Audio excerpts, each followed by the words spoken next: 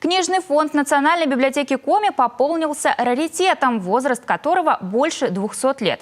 Начальное основание математики. Издание одного из немецких профессоров философии XVIII века обнаружили среди других книг, которые приносят читатели. О ценной находке и ее истории расскажет Ксения Лосева.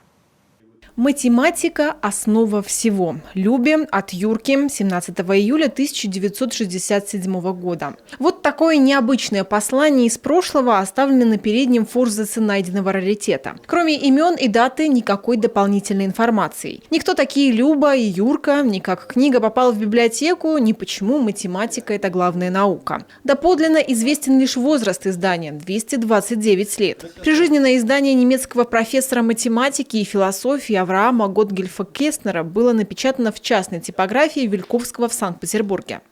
При разборе одной из коробок, читатель, к сожалению, нам неизвестен, была обнаружена вот эта удивительная книга 1792 года. Она не была в библиотеке. Это книга из частной коллекции. У нее уникальная, удивительная сохранность.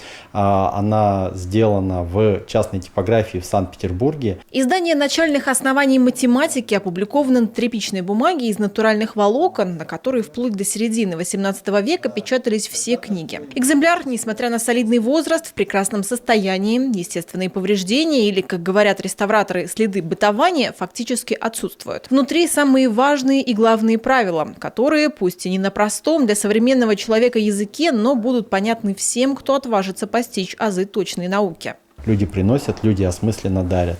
Бывает, попадаются произведения, которые люди сдают, вот точно по такому же принципу. Вот. Ну и есть книги, которые приезжают к нам из каких-то этнографических экспедиций. То есть, когда совершается этнографическая экспедиция, находятся какие-то книги, произведения, они попадают в Национальную библиотеку Республики Коми и пополняют тем самым наше с вами такое вот, скажем, достояние республики.